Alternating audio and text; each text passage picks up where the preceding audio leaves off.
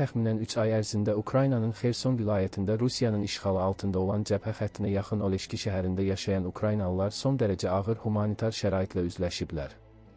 Sakinlərin Xerson vilayətində fəaliyyət göstərən könüllülərin və Ukraynalı rəsmilərin sözlərinə görə Rusiya hərbçiləri giriş-çıxış yollarını minaladığı üçün şəhərə daxil olmaq və ya oranı tərk etmək çox təhlükəli hala gəlib.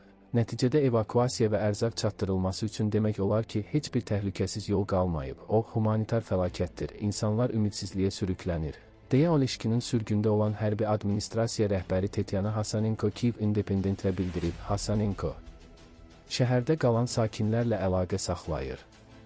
Onun sözlərinə görə, müharibədən əvvəl 24 mindən çox əhalisi olan Oleşkidə hazırda təxminən 2000 nəfər qalıb. Bu sayın içində ciddi təhlükə altında olan ən azı 47 uşaq da var. Əgər vəziyyət yaxşılaşmasa, insanlar sadəcə aclıqdan öləcəklər. Çünki nə çıxış yolu var, nə də ərzaq gətirilir, deyə yaxın zamanda Ukraynanın nəzarətində olan əraziyə qaçmağı bacaran Oleşki sakini Anna bildirib. Rusiya qüvvələri Dnepr çayının şərq sahilində yerləşən yaşayış məntəqələrindən hücumlar həyata keçirməkdə davam edir. Bu hücumlar 2022-ci ilin noyabrında Ukrayna qüvvələri tərəfindən azad edilmiş Xerson şəhərinə də yönəlir. Oleşki çayın şərq sahilində yerləşən işğal altındakı cəbhə şəhəridir və burada mülki əhali həm Rusiya hərbi mövcudluğu, həm də hər iki tərəfin hücumları arasında yaşayır. Xerson vilayət hərbi administrasiyasının rəhbər müavini Oleksandr Tolokonnikov bildirib ki, vəziyyət xüsusilə çay sahilinə yaxın şəhərlərdə daha ağırdır. Onun sözlərinə görə, Oleşki Ukraynanın nəzarətində olan ərazilərə yaxın yerləşdiyi üçün Rusiya qüvvələri yaşayış məhəllələrinin daxilində və ətrafında silahlar, minaatanlar və minalar yerləşdirib. Könüllü Kseniya Arxipovanın sözlərinə görə, şəhərdən çıxan yollar minalandığı üçün qaçış və ərzaq çatdırılması demək olar ki, mümkünsüz olub. O qeyd edib ki, son aylarda vəziyyət daha da pisləşib, çünki Rusiya əskərləri pilotsuz uçuş aparatlarından gizlənmək üçün şəhərin kənarındakı meşələrə çəkiliblər. Humanity adlı qeyri-hökumət təşkilatının koordinatoru Stefan Vorontsov da bunu təsdiqləyib. Rusiya əskərləri şəhəri tərk etməyə başlayıb, buna görə də artıq şəhəri ərzaq kimi humanitar yardımlarla təmin etməyə ehtiyac görmürlər. Əvvəllər işğalçılar şəhərdə yaşayanda mağazalara ehtiyac duyurdular, deyə o bildirib. Şəhərə giriş və çıxış yolları xüsusilə təhlükəlidir. Arxipovanın sözlərinə görə, yerli sakinlər bu yollardan birini ölüm yolu adlandırırlar, çünki orada mülki şəxslər dronlar və minalar nəticəsində həlak olublar. Onun sözlərinə görə, fevralın əvvəlində ərzaq gətirən təxminən 6 avtomobil mina partlayışları və ya dron hücumları nəticəsində məhv edilib. Əvvəllər riskli olsa da mümkün olan səfərlər indi demək olar ki, dayanıb. Sakinlər əvvəllər başqa şəhərlərə gedərək ərzaq ala, pensiya çıxara və ya sənədlərini həll edə bilirdilər. İndi isə sürücülər azdır, Rusiya hərbçiləri isə daha tez-tez avtomobillərin şəhəri tərk etməsinə və ya yeni avtomobillərin daxil olmasına mane olur, bəzən sürücüləri sorğu-suala da tutur. Oleşkidəki humanitar vəziyyət ilk dəfə 2023-cü ilin iyununda Dnepr çayında baş verən daşqından sonra kəskin pisləşib. Bu daşqın Rusiya qüvvələrinin Kaxovka bəndini dağıtması nəticəsində baş verib. Bir çox sakin sənədlərini itirib, bu da tez-tez yardım almaq üçün tələb olunan Rusiya pasportlarını əldə etməyi çətinləşdirib. Könüllülərin sözlərinə görə, hazırda 200-300 nəfər evakuasiya növbəsindədir.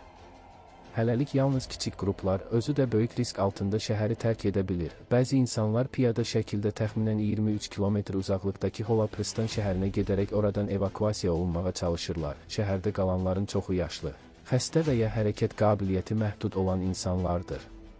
Bu səbəbdən xüsusi nəqliyyat və ya humanitar dəhliz olmadan onların çıxarılması demək olar ki, mümkün deyil. Anna və Mariya bildiriblər ki, onların hərəkət məhdudiyyəti olan və ya xəstə qohumları və tanışları hələ də Oleşkidə qalıb. Həmçinin, hər kəsin uzun və bahalı səfərə imkanı yoxdur. Bəzi hallarda könüllülər onların evakuasiyası üçün ianə toplamağa kömək edirlər.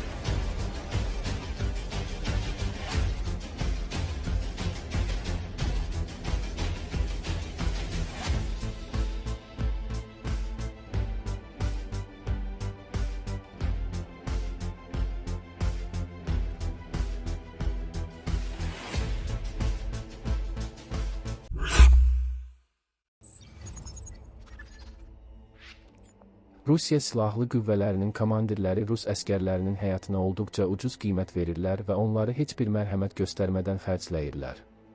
Bunu tanınmış hərbi müxbir, istifada olan 3-cü dərəcəli kapitan Maksim Klimov açıq şəkildə bəyan edib. O, Rusiya ordusunun hücum təyyarəsi pilotu olan bir hərbçidən gələn məktubu oxuyub. Həmin məktubda bugünkü Rusiya silahlı qüvvələrinin vəziyyəti ətraflı təsvir olunub.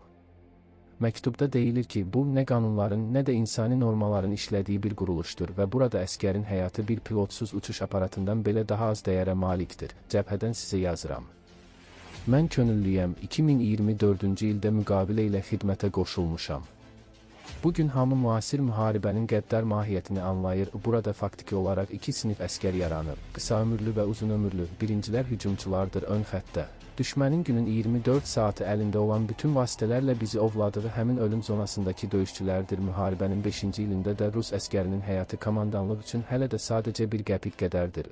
Müqavilə imzaladıqdan cəmi bir ay sonra onu hücum tapşırığına göndərmək və ilk döyüş tapşırığında öldürmək mümkündür. Getdikcə daha çox insan cəza məqsədilə bizim bölməyə göndərilir. Sanki biz hücum bölməsi yox, cəza batalyonuyuq. Cəbhədə yeganə cəza hücum tapşırığına göndərilməkdir. Sözün həqiqi mənasında hər şeyə görə, müqaviləni yeniləmədinsə, hücuma müqavilə imzalamadınsa, hücuma. Nəticə, ölüm, deyə məktubda qeyd olunur. Klimov bu məlumatı təsdiqləyib. O bildirib ki, bugün komandanlıq hətta bir neçə pilotsuz aparatı itirən əskərləri belə faktiki olaraq intihar missiyalarına göndərir. Komandir üçün 3 mavikin itirilməsi tank əleyhinə mina ilə istehkama qaçmaq kimidir. Normal artilleriya dəstəyi əvəzinə adama ya tank əleyhinə mina ya da partlayıcılarla doldurulmuş çanta verilir və o, həmin istiqamətə qaçır. Və bununla fəxr edənlər də var, necə də fəxr edirlər. Bağışlayın, amma bizim ağır quşlarımız haradadır? Ağır artilleriyamız haradadır, nə baş verir? Niyə bu sadəcə praktikaya yox, həm də fəxr edilən bir praktikaya çevrilib? Deyə Klimov sual edib. Bu arada, hökumət yönlü Z-bloger Aleksandr Vaskovski Sankt-Peterburqda saxlanılır. O, bundan əvvəl Moskvanın təşəbbüsü ilə Rusiya tələbələrinin pilotsuz uçuş aparatı qüvvələrinə cəlb olunması kampaniyasını açıq şəkildə tənqid etmişdi. Onun Telegram kanalının məlumatına görə, təhlükəsizlik qüvvələri səhər saatlarında onun evinə gəlib.